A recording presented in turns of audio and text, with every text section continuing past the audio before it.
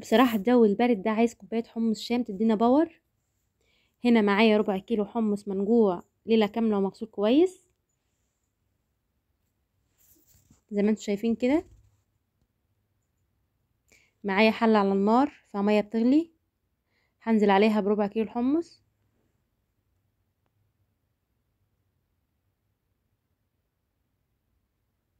معايا هنا حبيتين طماطم مبشورين.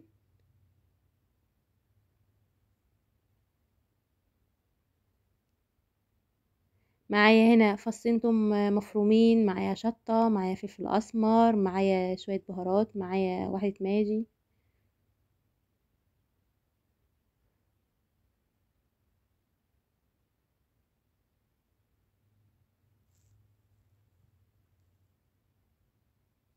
ما تنسوش تشتركوا في القناة